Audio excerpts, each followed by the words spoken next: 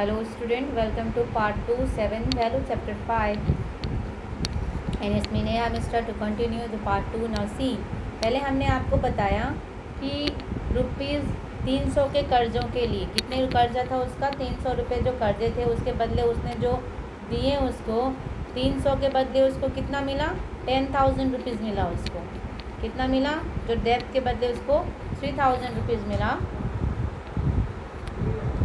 इसके लिए वो क्या था ही वॉज ऑल जॉय, बहुत खुश था वो। He readily accepted the money and left. The jeweller thought this are the most precious rubies available in the world. अब देखिए वो जो रूबीज था वो कितना कीमती था। देखिए आप कि वो जो रूबीज था वो पूरे वर्ल्ड में, जो वर्ल्ड की बात करें तो वो पूरे वर्ल्ड में ही बहुत ही प्रीशियस था, कहीं अवेलेबल नहीं था वैसा रूबीज।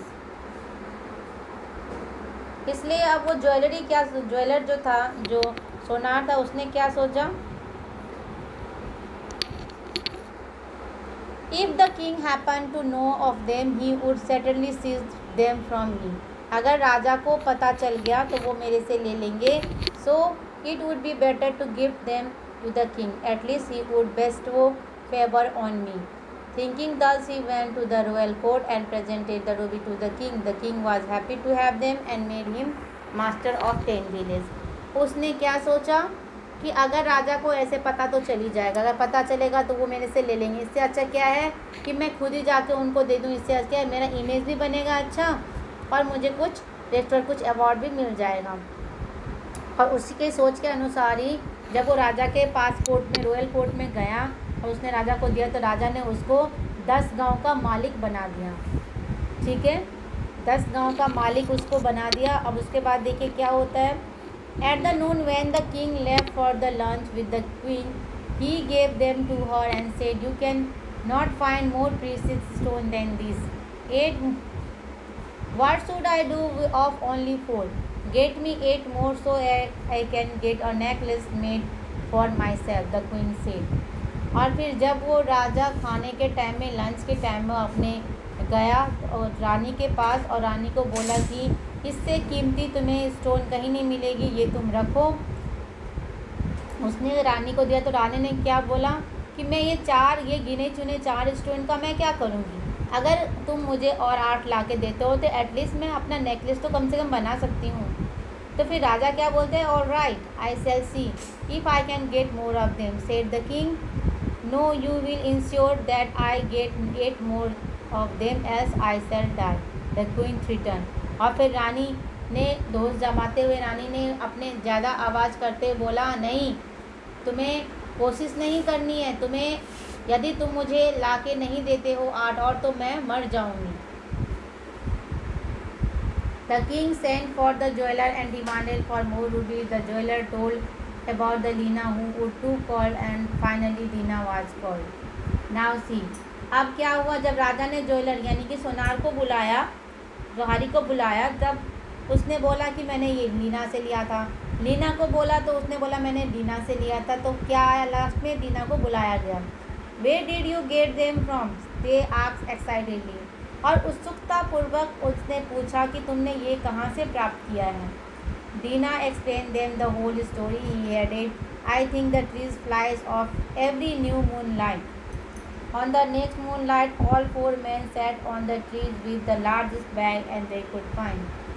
Now see, जब दीना को बुलाया गया तो उसने सारी कहानी उसने बताई कि कैसे कैसे वो जो पेड़ है वो पूर्णिमा की रात को वो उड़ता है। और सारी बात बताने के बाद सब ने क्या डिसाइड किया कि अगले पूर्णिमा को वो चारों जने जाएंगे और सारे बड़े बड़े बैग लेके जाएंगे और उसमें वो भर के वहाँ से वो स्टोन, वो रूबीज लेके आएंगे। If I get a bag full of them I can only imagine that the kind of money that I will have, said the Dina to himself. और डीना ने बोला कि अगर मैं बैग भर के लाता हूँ तो मैं सोचूंगा कि मेरे पास जितना पैसा था उतना ही पैसा रहे। If I got 10,000 rupees for 4, I would gather at least 100 for myself and then I would be the richest man in the world, Leena. और उसके बाद लीना क्या सोचता है कि अगर मैं 4 से मुझे 10,000 रुपये मिल सकता है, तो मैं अगर 100 कलेक्ट करूँगा तो मैं दुनिया का, इस लैंड का, इस ज़मीन का सबसे अमीर आदमी बन जाऊँगा। ये दोनों की सोच थी। उसके बाद थर्ड में देखिए, if 4 rupees could get me 10 village, I could certainly buy whole kingdom with a bag full of them and become the king my self, Francis the jeweller. और फिर सोनार बोलता है कि 4 मोती, 4 वो प्रीशियस रूबी देने से मैं 10 गांव का मालिक बन सकता हूँ। तो अगर मैं पूरी बैग भर के दूंगा तो मैं तो खुद ही राजा बन जाऊँगा। What is the good of only getting 8 rupees? Why I could get as much money sufficient to make 20 necklaces? After all, wealth means power. The king imagine. और फिर राजा क्या बोलता है? राजा भी गए हैं उनके साथ। फिगर में देख सकते हो आप, ये चारों लीना, डीना और ज्वेलर और राजा सभी हैं, बैग में भर रहे हैं मोतियाँ। फिगर में दिख रहा है आपको। फिर राजा क्या बोलता है कि आखिर पैसा ही, जो संपत्ति ही तो पावर है, इसीलिए जितना हो सके मैं एक नेकलेस के बदले 20 नेकलेस बना के रखूँगा। At the dead of the night, the trees started to fly and settle down near the sea on the wide shore, full of avarice and desire in their heart. All 4 got down and began to gather stones big and small in their bags. और फिर से जैसे उसने बोला था डीना ने, वैसे ही सब पेड़ पे बैठ गए और ठीक उसी तरह पेड़ भी उड़ा और वहाँ रुका और वहाँ पे सब वो चारों इकट्ठा करने लगे, अपने बैग में भरने लग गए। Sometimes they looked over their shoulder to see if their companion had gathered any more than themselves had. और वो एक दूसरे को देखते थे कि किसका ज़्यादा हुआ, किसके कंधे पे बोरे ज़्यादा भर रखे हैं। So in cross were they in their business of gathering that the dawn came down unaware, and suddenly the tree rose up again and flew away, leaving them upon the seashore, staring after it, each with his bag heavy and priceless jewels. They ran here and there, but there was nothing but the sand and the precious stone for miles everywhere around, and there was no food, no water anywhere. There was a large mass of water in the sea, but it was saline and could not be drunk. Now see, और वो इतना खो गए हैं उसको bag में भरने में कि वो उसको ध्यान ही नहीं रहा कि कब पेड़ वहाँ से उड़ के वापस अपनी जगह पे चला गया था।